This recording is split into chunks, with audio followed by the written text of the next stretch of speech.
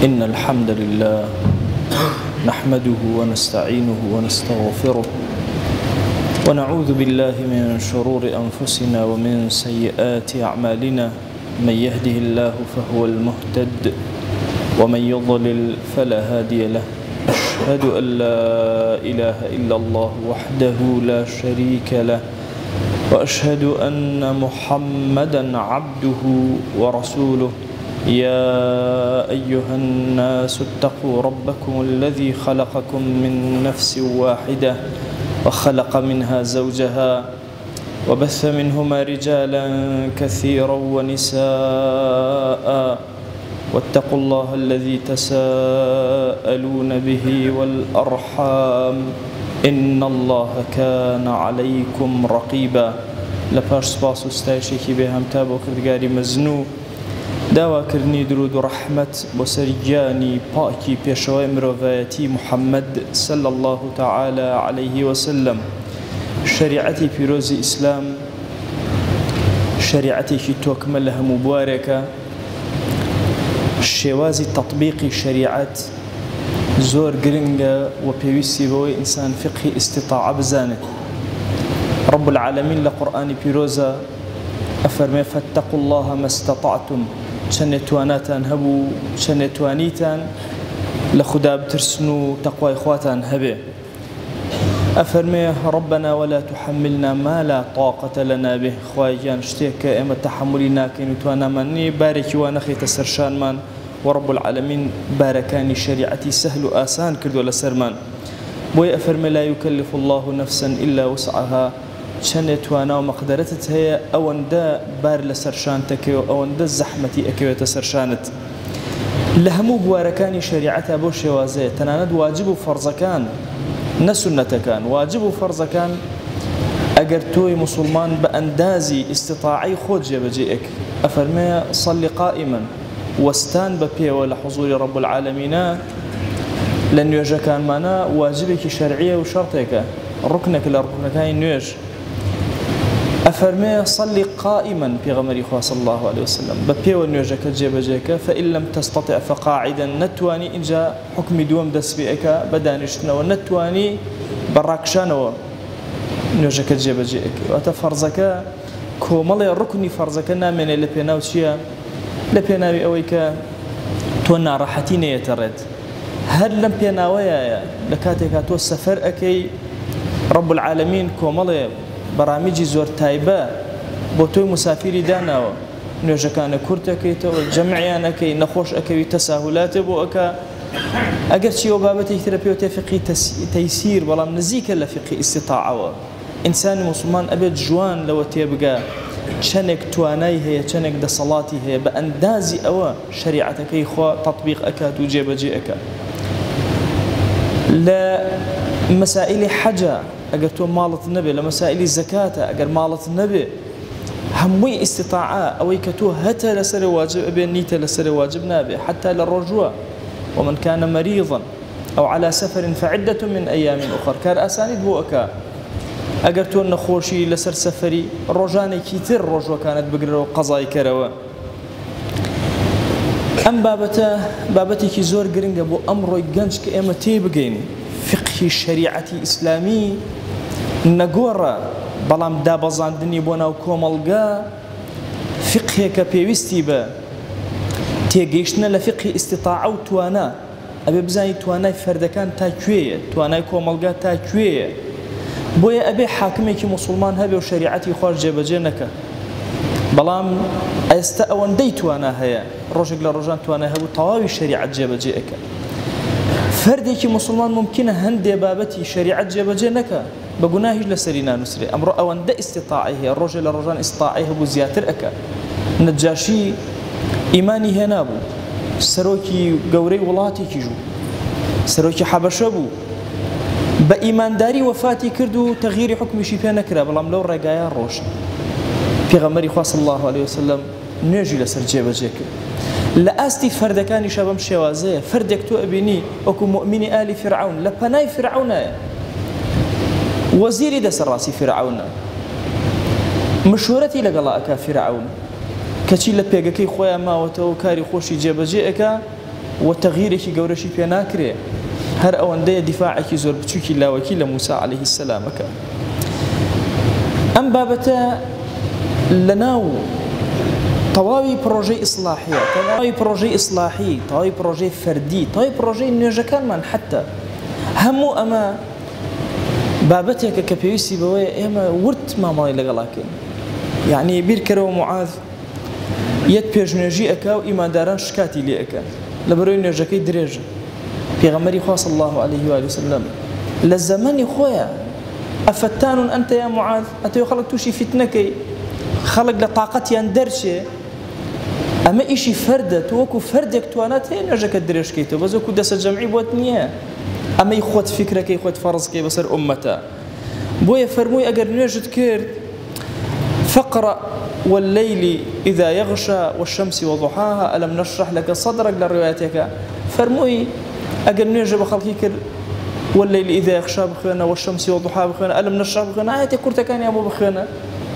أما في قي استطاعي بي أوتري شنك أم كوم الجايات واناي هالقرتني أم بابتي هي كتو تقديمي أكيتو فرضي أكي بسرية. رحمتي خوا لإمام عمر به دايك من عائشة فرمي إذا ذكر عمر طاب المجلس، بس إمام عمر كرأت المجلس زور خوش أبي، بر بركة أبي، تام خوش أبي، بون خوش أبي. فرموي إن الذين يشتهون المعصية ولا يعملون بها أولئك الذين امتحن الله قلوبهم للتقوى. أوانيك حزيا بجناها بلام جناها كان خوان أجر نوا. فرموي أما أخوة امتحاني ضلكي كردون بو التقوى بزانة شان إخوة ناس لهم مغفرة وأجر عظيم، هم ليان خوش به هم أجرك زور قوريان أداته. إما أبي بزانين أمركم الجا قران كاري بسرهاتو دقكاني شريعة وكو خوي أمانته تطبيق كني دقكان لأستي فرد لأستي مالا لأستي كومالجا لأستي دصلات دارية مرجنية همو دقكان تطبيق كريه. أم قصيك عرسانا كم هل لزمني أصحابه بوشي وازية ميجوي فقه استطاع لزمني بيغمر وصلى الله عليه وسلم دس بيكا لبناي كعبان نيجاكا بريش لبتا بتيكي جناش كيني دسكاري بتيكي جناكا بلام رجل رجانية بيشو بتكان همو اشكيني بوي إنساني مسلمان أبي بشتي أحداث كان بخوانته فقه استطاعة حالي بوبي بتأبتي لمسائل تطبيق أحكام الشرعية وقرانكاري لمنكراتا أم ولاتي أما برب ولا منكرات، مالا كان من برب ولا منكرات، خو من برب ولا منكرات، موبايل كان برب ولا منكرات، شون قرانكاري لمنكرات أكيد. بوي خوشبي صلى الله عليه وآله وسلم أفرمن من رأى منكم منكرا فليغيره بيده. أقل سد الصلاة تواناتي بدا سكانت نا بزمانت نا بدلت بيدنا خوش بلو ترجع أمته واي بسربي نتوانا كلمة يجبلي يا لشوينك استل عالمي إسلامية شوينك به نتواني وشيك حق يجبلي بدل منكر كان نهي أكيتو بدل الرجريان لأكي. شعيب عليه السلام فرموي إن أريد الإصلاح ما استطعت شنك تواني مقرن كاري كان شارس الأكم وشاك أكم. وي أما أمتي في غمر صلى الله عليه وسلم أمرو لهمكات زيادة جرودي دستي جهالتي جنجي كي جوان فرمايشتي بيغمرجان صلى الله عليه وسلم أبينين باسي حكمك زور قورة قرسيتيا كأمت بهرهم ويناكري هي أيوة لم تكاتا تطبيقك وسر أمتا تطبيق ناكري. فقه استطاعة بريتيا لوي بزاني شون أم أحكاماني شريعة داء بزاني بوسر فرد كان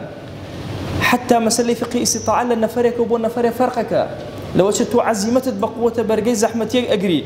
براكت برقي ناقري بويا براكت حكمك تو حكمك ترته. إما أم أمتي بيغمر صلى الله عليه وسلم زور كبيرة كينا ولا كامرة وهستينوا شون دروز بينوا. إما جيهان ما أبرد بريوا سخو من بيناتش بريوا مزجوتك ما بيناتش بريوا منطقيك ما بيناتش بريوا. أمتي بيغمر صلى الله عليه وسلم أمتي كي زور قورية بويا بهي استطاعي خوي أحكام كان شريعة تطبيقك شان يتوانايها بوجيب جيئك. بويا القرآن بيروزا كاتباسي وكا ومن لم يحكم بما أنزل الله فأولئك هم الكافرون هم الفاسقون هم الظالمون. لبشتي أمانة شوجاري وهي أحكام الشريعة جيب جناك لبر مانعك لبر سببك كلا شريعة أوسو مانع اعتباري هي وكار تسهيل أكابو سرشاني أمكس. بويا عزيزانا بەخوا ئەمڕۆ ئێمە لە زەمانێکایان گەنج و شەبابمان نازانێت ڕووکاتە کوێ ئەم بابەتی تۆڕە کۆمەڵایەتیە و بچووبوونەوەی دنیا سەری لە زۆرمان تێکداوە پێمان وایە سێ وتاری مامۆسایەکی ئاینی کوێ لە بینە عالم و زانا و دانایەکی زۆر گەورە ناتوانین دوو دێڕی عەرەبی بخوێنەوە دەیان فەرمایشت و دەیان تەفسیری قورئانی پیرۆزەکەن کە ئیبن تەیمیە ڕەحمەتی خوای لێبێ فەرمایە تەفسیری قورئانت کرد ڕاستیش دەرچوو بەڵام بە پاشخانێکی علمیەوە نەبوو گوناهبار بووی لەسەری لە بەرەوەی خەیرت دەستکەوت بێ ئەجرت دەستکەوت بێ ئێمە ئەبێ بە عەقڵانە مامەڵە لەگەڵ ئەم واقعەی خۆمانە بکەین هەموو فەردێک لە فەردەکانی ئەم ئومەتە بە گەورە سیرکەین ئەمانە ئومەتی پێغەمبەرن صلی الله عليه وسلم با تووشی هەڵە بووێ با تووشی گوناه بوو بێ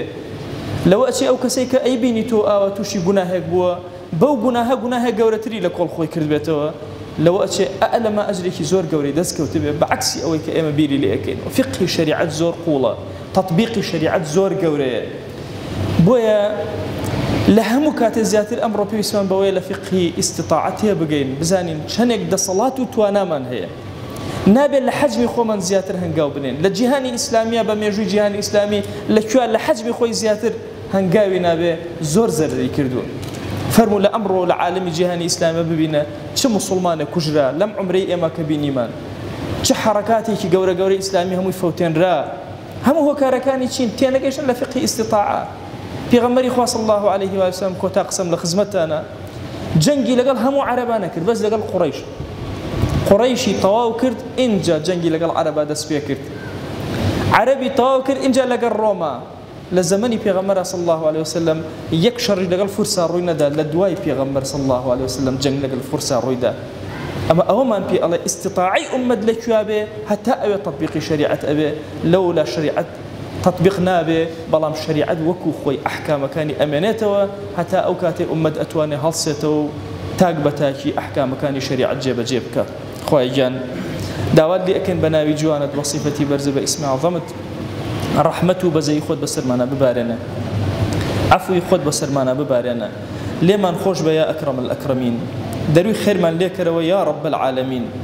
خوای لێت ئەپاڕێنەوە لێت ئەلاڵێنەوە بەزەی خۆت بەسەرمانە ببارێنە یا ربی خوای گیان ئەم عەبدانە هاتوون هەر یەک و کۆمەڵە گرفتیان هەیە خوا گرفتەکانیان بۆ چارەسەر کرد ئەوەی ئەیانەوە پێیان عەتاکە یا رب العالمین ئیماندارانێکی زۆر هاواری دوعای خێریان بۆ لای ئێمە هێناوە ئێمەیان بە خەڵکی چاک زانیوە إلهي تو خود أزاني أمي خطابة خجالة بار دعاء كان برزكين وبحضوري تو بآميني أم إيمان داران وأخوات شيان بيان عطابك يا رب العالمين خويا جان أم إيمان دارانيك بهوارك دينك تو ليرا كوبونتوا أما نسجدنا بن تنهابو تو نبي ركوعنا بن لحضوري تو يا نبي دسي الزليلي دعاء برزناك وتنهاء لمقامي تو يا نبي ديا إلهي دعاء كان ينجرابك ادعوا الله وأنتم موقنون بالإجابة.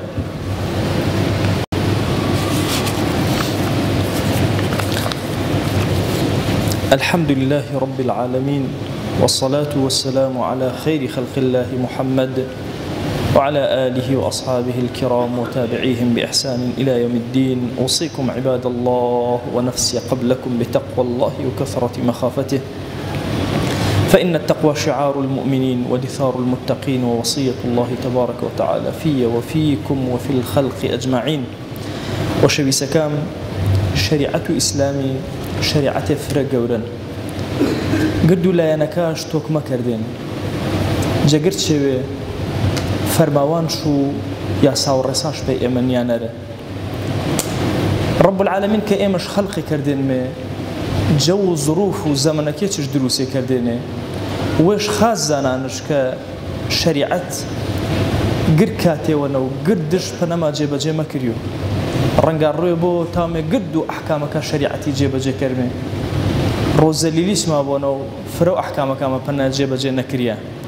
ورو آنه فرموانش فاتقوا الله ما استطعتم چن تاواتا آن خريكي عبدایتی و خواناسی و دین داری تابیده احکامك شریعتی تا جیب جه کرد تناند بابتو اصلاحو خاصه کردینو رگوستیو کوملگاینو هرمانه کرده پیدینو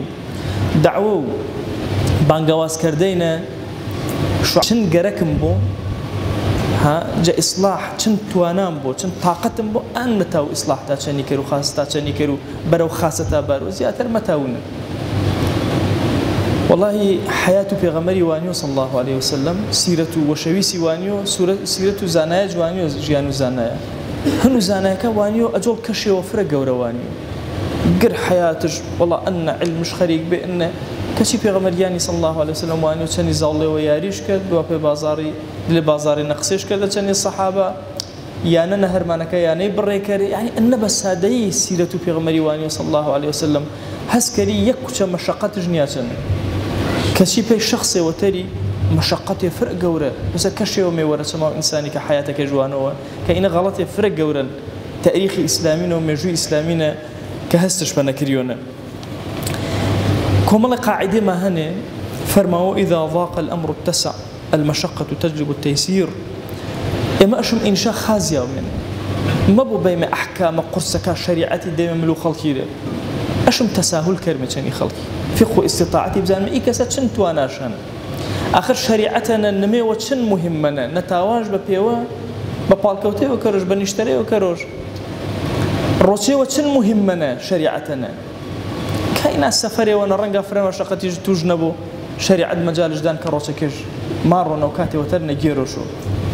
أرونا يانا كامانا بتايبتي فرهر مانا ما بينينا وشوي سكن يعني جاي كان هن تاتي وقرك شابيس زمان وأصحابي خرونا يعني كان أخي ملو الراو زمان كفاريان أشم زاني كني مع ملكي حتى بعض جناه هني يعني كان الرنجة كريا أشي زماننا بجناه سر وخلقينا نيسريا شو استطاعوا خلقين محدودة عرفتني وإنا أرانا فتنة كيف رجورين محاولة كريجة فتنة كي ويتوجن وزالله كم ترين رجع فتنة تاور جنوه رأنا كريو إما أشم تساهلات شني خلقي كرمي شاء كاتي إناي مشاني نفس ويما شني يعني كويما شني إيه مجتمعكم الجويما شكاتو دولة داري وده صلاة دارينا كائن فلسفة وقول إسلامي فنرمات فقه استطاعتي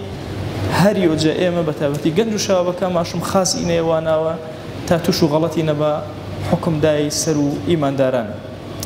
دعوة كلمة جزاتو باكو پروردگاري رحمتو بزي وجم جمل مارا